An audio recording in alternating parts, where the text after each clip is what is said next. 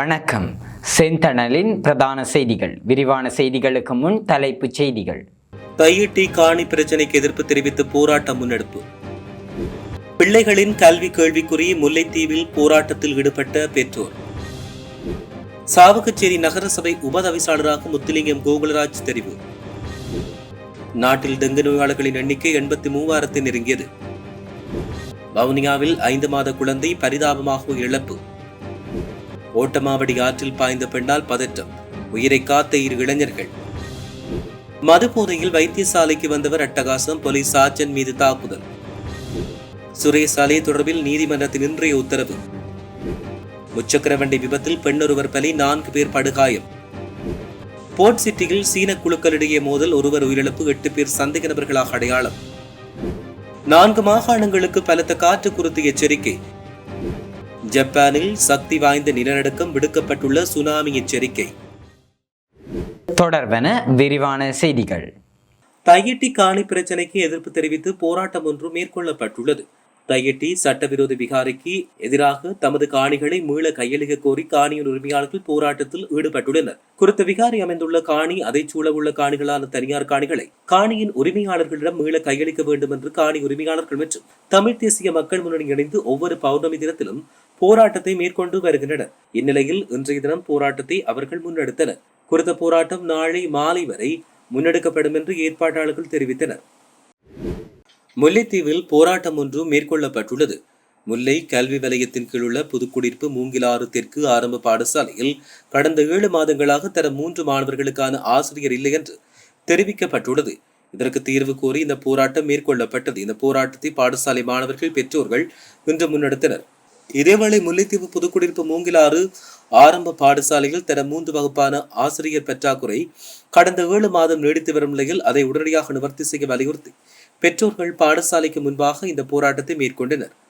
மேலும் உடனடியாக நிரந்தர அல்லது பதிலீட்டு ஆசிரியர் நியமித்து மாணவர்களின் கல்வி சீரழிவதை தடுக்க கல்வி திணைக்கள அதிகாரிகள் நடவடிக்கை எடுக்க வேண்டும் என்றும் வலியுறுத்தல் விடுக்கப்பட்டுள்ளது. சாவகச்சேரி நகரசபையின் உபதவிசாளராக ஜனநாயக தமிழ் தேசிய கூட்டணியின் உறுப்பினர் முத்துலிங்கம் கோகுலராஜ் திருவுளச்சீட்டு மூலம் தெரிவு செய்யப்பட்டார். சாவகச்சேரி நகரசபை உபதவிசாளர் தெரிவு உள்ளூராட்சி ஆணையாளர் சாம்பசிவம் சுவர்சன் தலைமையில் இன்று இடம்பெற்றது. இதன்போது உபதவிசாளர் தெரிவுக்காக தமிழ் தேசிய மக்கள் முன்னணி மற்றும் ஜனநாயக தமிழ் தேசிய கூட்டணி சார்பில் முத்துலிங்கம் கோகுலராஜ் போட்டியிட்டார். தமிழரசு கட்சி சார்பில் பவுலினா சுபோதினி தவானராசன் போட்டியிட்டார். 18 உறுப்பினர்களை கொண்ட சாவகச்சேரி நகரசபையில் தமிழரசு கட்சிக்கு 6 உறுப்பினர்களும், தமிழ் தேசிய மக்கள் முன்னணிக்கு 6 உறுப்பினர்களும், ஜனநாயக தமிழ் தேசிய கூட்டமைப்புக்கு 2 உறுப்பினர்களும், தேசிய மக்கள் சக்திக்கு 3 உறுப்பினர்களும், ஈழமக்கள் ஜனநாயக கட்சிக்கு 1 உறுப்பினரும் உள்ளனர். இவர்களில் ஜனநாயக தமிழ் தேசிய கூட்டமைப்பின் 1 உறுப்பினர் ஆளுநரின் வர்த்தமானி அறிவித்தலூடாக நீக்கப்பட தேசிய மக்கள் சக்தியின் 1 உறுப்பினர் வெளிநாடு சென்றார். இந்நிலையில் திறந்த வாக்கெடுப்பு இடம்பெற்று அதன்போது 2 கட்சிகளுக்கும் தலா 7 வாக்குகள் கிடைத்தன. தமிழரசு கட்சிக்கு ஈழமக்கள் ஜனநாயக கட்சி உறுப்பினர் ஆதரவளித்தார். தேசிய மக்கள் சக்தி உறுப்பினர்கள் இருவரும் நடுநிலைமை வகித்தனர். அதையடுத்து திருவுளச்சீட்டு மூலம் உபதவிசாளர் தெரிவு இடம்பெற்றது. அதன்போது ஜனநாயக தமிழ் தேசிய கூட்டணியின் உறுப்பினர் முத்துலிங்கம் கோகுலராஜ் தெரிவு செய்யப்பட்டுள்ளதாக தெரிய வருகிறது. நாட்டில் டெங்கு நோயாளர்களின் எண்ணிக்கை சடுதியாக அதிகரித்து வருகிறது. அந்த வகையில் நாட்டில் இந்த ஆண்டின் இதுவரை பதிவான டெங்கு நோயாளர்களின் எண்ணிக்கை 83,000 நெருங்கியுள்ளதாக தேசிய டெங்கு ஒழிப்பு பிரிவு தெரிவித்தது. இதற்கமைய நேற்று வரை நாட்டில் பதிவான டெங்கு நோயாளர்களின் எண்ணிக்கை மேலும் அதிகரித்து 82,838 பதிவாகியுள்ளது. ஜூலை மாதத்தில் மட்டும் இதுவரையான காலப்பகுதியில் 27,464 டெங்கு நோயாளர்கள் பதிவாகியுள்ளனர். தற்போது அதிகம் டெங்கு நோயாளர்கள் கம்பகா மாவட்டத்தில் பதிவாகி வருகின்றனர். இது சதவீத அடிப்படையில் 21.25% இதேவேளை கொழும்பு மாவட்டத்தில் 16,457 டெங்கு நோயாளர்களும், கண்டி மாவட்டத்தில் 5,685 பேரும் பதிவாகினர். இன்றைய தின நிலவரப்படி 61 டெங்கு மரணங்கள் பதிவாகியுள்ளதோடு இது சதவீத அடிப்படையில் 0.07% பதிவாகியுள்ளது. வவுனியாவில் ஊஞ்சல் தடி முறிந்து விழுந்ததில் 5 மாத குழந்தை ஒன்று சம்பவ இடத்திலேயே பரிதாபமாக உயிரிழந்துள்ளது. கனகராயன்குளம் காவல்துறை பிரிவுக்குட்பட்ட குளவிசுட்டான் கிராமத்தில் இச்சம்பவம் நேற்று இடம்பெற்றது. நேற்று குறித்த குழந்தை தன்னுடைய தாயுடன் ஊஞ்சலில் அமர்ந்திருந்த போது எதிர்பாரா விதமாக ஊஞ்சல் தடி சரிந்து விழுந்தது. இதில் படுகாயமுற்று 5 மாத குழந்தை சம்பவ இடத்தில் உயிரிழந்ததோடு குழந்தையின் தாய் சிறு காயங்களுக்குள்ளானார். உயிரிழந்த குழந்தையின் சடலம் உடல் கூறு பரிசோதனைக்காக வவுனியா மாவட்ட பொது வைத்தியசாலையின் பிரேத அறையில் வைக்கப்பட்டுள்ளது. மட்டக்களப்பு ஓட்டமாவடி ஆற்றில் குதித்த பெண்ணொருவரை 2 இளைஞர்கள் பாதுகாப்புடன் மீட்டுள்ளனர். இச்சம்பவம் இன்று காலை இடம்பெற்றது. முச்சக்கர வண்டியில் பயணித்த பெண்ணொருவர் தொலைபேசியில் உரையாட வேண்டியதாக தெரிவித்து முச்சக்கர வண்டியை நிறுத்துமாறு சாரதியிடம் கோரினார். இதன்படி சாரதி முச்சக்கர வண்டியை நிறுத்திய நிலையில் குறித்த பெண் திடீரென்று அருகிலுள்ள ஆற்றில் குதித்து தத்தளித்தார். இதை அவதானித்து இரு இளைஞர்கள் ஆற்றங்கரையில் நிறுத்தி வைக்கப்பட்ட தோணி ஒன்றை எடுத்து ஆற்றில் தத்தளித்த பெண்ணை பாதுகாப்புடன் மீட்டனர். மீட்கப்பட்ட பெண் சிகிச்சைக்காக வாழைச்சேனி ஆதார வைத்தியசாலையில் அனுமதிக்கப்பட்டுள்ளார். சம்பவம் தொடர்பில் மேலதிக விசாரணைகளை வாழைச்சேனி போலீசார் மேற்கொண்டு வருகின்றனர். கொரோனா ஆதார வைத்தியசாலையில் வைத்தியசாலை போலீஸ் பிரிவில் கடமையாற்றும் போலீஸ் சார்ஜென்ட் ஒருவரை தாக்கி படுகாயப்படுத்தியதாக கூறப்படும் சந்தேக நபரை கைது செய்வதற்கான விசாரணைகள் ஆரம்பிக்கப்பட்டுள்ளன. கொரோனா ஆதார வைத்தியசாலையின் அவசர சிகிச்சை பிரிவில் சிகிச்சை பெற்று வந்த தனது தந்தையை பார்க்க மதுபோதையில் வந்ததாக கூறப்படும் சந்தேக நபர் வைத்தியசாலை ஊழியர்களை வசைபாடி ஒழுங்கீனமாக நடந்து கொண்டதாக போலீசார் தெரிவித்தனர். பின்னர் ஆண் பாதுகாப்பு உத்தியோகத்தர் ஒருவர் சந்தேக நபரை வெளியேற்ற முயன்ற போது ஏற்பட்ட பதற்றமான சூழலை கட்டுப்படுத்த வைத்தியசாலை போலீஸ் சார்ஜன் தலையிட்டுள்ளார். இதன்போது சந்தேக நபர் போலீஸ் சார்ஜன் மீது தாக்குதல் நடத்தியதாக தெரிவிக்கப்பட்டுள்ளது. மேலும் சம்பவத்தில் வைத்தியசாலையின் ஆண் மற்றும் பெண் பாதுகாப்பு உத்தியோகத்தர்கள் இருவரும் சந்தேக நபரால் தாக்கப்பட்டதாக தெரிவிக்கப்பட்டுள்ளது. தாக்குதலை தொடர்ந்து சந்தேக நபர்கள் காரில் அங்கிருந்து தப்பிச் சென்றுள்ளார். எனினும் அவர் தப்பிச் சென்ற காரின் இலக்கத்தை வைத்தியசாலை பெண் பாதுகாப்பு உத்தியோகத்தர் ஒருவர் புகைப்படம் எடுத்துள்ளதால் சந்தேக நபரை அடையாளம் காணவும் கைது செய்யவும் விசாரணைக்கு முக்கிய தகவல் கிடைக்கப்பெற்றதாக போலீசார் தெரிவித்துள்ளனர். தடுப்பு காவலில் வைக்கப்பட்டுள்ள அரச புலனாய்வு சபையின் முன்னாள் தலைவர் தாக்கல் செய்த ரீட் மனு ஆகஸ்ட் 25 விசாரணைக்கு எடுத்துக் கொள்ளப்பட உள்ளது. உயிர்த்த ஞாயிறு குண்டு தாக்குதல் தொடர்பில் நடத்தப்பட்டு வரும் விசாரணைகளின் அடிப்படையில் சுரேஷ் அலை பயங்கரவாத தடை சட்டத்தின் கைது செய்யப்பட்டு தடுத்து வைக்கப்பட்டுள்ளார். இந்த நிலையில் பயங்கரவாத தடை சட்டத்தின் தாம் கைது செய்யப்பட்டு தடுத்து வைக்கப்பட்டுள்ளதை எதிர்த்து சுரேஷ் அலை ரீட் மனுவை தாக்கல் செய்துள்ளார்.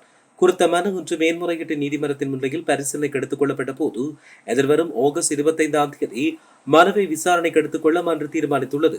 அன்றைய தினத்தில் குறித்த மனு தொடர்பிலான மேலதிக விவரங்கள் நீதிமன்றத்தில் சமர்ப்பிக்கப்பட உள்ளதாக தெரிவிக்கப்படுகின்றமையும் குறிப்பிடத்தக்கது. திருக்கோயில் காவல்துறை பிரிவில் உள்ள விநாயகபுரம் பகுதி வீதி வளைவில் முச்சக்கர வண்டி ஒன்று வேக கட்டுப்பாட்டை மீறி வீதியை விட்டு விலகி விபத்துக்குள்ளானது. இந்த விபத்தில் பெண்ணொருவர் உயிரிழந்துள்ளதோடு 4 பேர் காயமடைந்தனர்.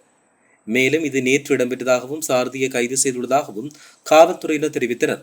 விபத்தில் உயிரிழந்த பெண் மட்டக்களப்பு வவுனத்தீவைச் சேர்ந்த 47 வயதுடையவர் என்று தெரிவிக்கப்பட்டுள்ளது. குறித்த முச்சக்கர வண்டியில் 2 சிறுவர்கள் உட்பட 4 பேரும் நேற்று காலை அம்பாறைக்கு சென்ற நிலையில் சாரதி வீதியை மாறி பொத்துவில் நோக்கி பயணித்த போது விநாயகபுரம் வீதி வளைவில் வேக கட்டுப்பாட்டை மீறி வீதி பாதுகாப்புக்கு அமைத்த தூணில் மோதி விபத்து இடம்பெற்றதாக தெரிவிக்கப்பட்டுள்ளது. இது தொடர்பான விசாரணைகளை போலீசார் மேற்கொண்டு வருவதாக தெரிவிக்கப்பட்டுள்ளது. கொழும்பு துறைமுக நகரத்தில் கடந்த 23 2 சீன குழுக்களுக்கு இடையில் ஏற்பட்ட மோதலை தொடர்ந்து சீன நாட்டவர் ஒருவர் உயிரிழந்தமை தொடர்பான மேலதிக தகவல்கள் பொதுமக்களால் போலீசாரிடம் வெளியிடப்பட்டுள்ளது. கடந்த 23 அதிகாலை 3 மணியளவில் இரு குழுக்களுக்கும் இடையில் மோதல் ஏற்பட்டது போதும் இந்த சம்பவம் இடம்பெற்றது. மோதலை தொடர்ந்து ஒருவர் கடத்தப்பட்டதாக கூறப்படும் நிலையில் அவரின் உடலம் எஹலியகுடையில் வைத்து மீட்கப்பட்டது. இதைத் தொடர்ந்து இடம்பெற்ற விசாரணையில் உயிரிழந்தவர் அன்று இரவு துறைமுக நகரத்துக்குள் நுழைந்த குழுக்கள் ஒன்றில் அங்கம் வகித்தவர் என்று தெரிவிக்கப்பட்டுள்ளது. நாட்டில் இருந்து தப்பிச் செல்ல முயன்றதாக சந்தேகப்படும் 2 சீன நாட்டினர் சம்பவம் நடந்த சில மணி நேரங்களில் கைது செய்யப்பட்டுள்ளதாக போலீசாரிடம் தெரிவித்தது. இதுவரை மொத்தம் 8 சந்தேக நபர்கள் அடையாளம் காணப்பட்டுள்ளனர். அவர்களில் 3 ஏற்கனவே நாட்டை விட்டு வெளியேறியதாகவும் மேலதிக விசாரணைக்காக அவர்களை நாட்டுக்கு திரும்ப கொண்டுவர நடவடிக்கை எடுக்கப்பட்டு வருவதாக போலீசார் தெரிவித்தனர். சம்பவத்துடன் தொடர்புடையவை என்று கூறப்படும் 2 துப்பாக்கிகள், ஒரு கையடப்பு தொலைபேசி, ஒரு வாக்கி டோக்கி மற்றும் பல வாகனங்களை போலீசார் மீட்டுள்ளதாகவும் தெரிவிக்கப்படுகின்றமை குறிப்பிடத்தக்கது. வடக்கு, வடமத்திய, வடமேற்கு மற்றும் மத்திய மாகாணங்கள், அம்பாந்தோட்டை, திருகோணமலை மாவட்டங்களுக்கு பலத்த காற்று வீசக்கூடும் என வானிலை ஆய்வு மையம் அம்பர் எச்சரிக்கை விடுத்துள்ளது. இன்று வெளியிட்ட இந்த அறிவுரை நாளை காலை 11 மணி வரை அமலில் இருக்கும் என்று அறிவிக்கப்பட்டுள்ளது. தீவிரமான தென்மேற்கு பருவமழை நிலவுவதால் வடக்கு, வடமத்திய, வடமேற்கு மற்றும் மத்திய மாகாணங்களிலும் அம்பாந்தோட்டை மற்றும் திருகோணமலை மாவட்டத்திலும் அவ்வப்போது மணிக்கு 40 முதல் 50 கிலோமீட்டர் வேகத்தில் பலத்த காற்று வீசக்கூடும் என்று தெரிவிக்கப்பட்டுள்ளது. இனி சர்வதேச செய்திகள். ஜப்பானில் குமமோட்டோ மாகாணத்தில் 7.1 ரிக்டர் அளவுகோலில் சக்தி வாய்ந்த நிலநடுக்கம் ஒன்று பதிவாகியுள்ளது. இன்று பதிவான இந்த நிலநடுக்கம் பூமிக்கடியில் சுமார் 10 கிலோமீட்டர் ஆழத்தில் ஏற்பட்டுள்ளது. நிலநடுக்கத்துக்கு பின்னர் 1 மீட்டர் உயர அலைக்கான சுனாமி எச்சரிக்கை விடுக்கப்பட்டதாக ஜப்பான் வானிலை ஆய்வு மையம் தெரிவித்தது. ஜப்பானின் தெற்கு கியூஷி தீவில் அமைந்துள்ள குமாமோட்டோ, நாகசாகி, கஷோஷிமா, ஃபுகுவோவா, சாகா, ஒயிட்டா மற்றும் மியாசாகி மாகாணங்களுக்கு ஜப்பானிய அரசாங்கம் அவசர கால நிலநடுக்க எச்சரிக்கை விடுத்துள்ளதாக தெரிவிக்கப்பட்டுள்ளது. இத்துடன் செய்திகள் நிறைவடைகின்றன. வணக்கம்.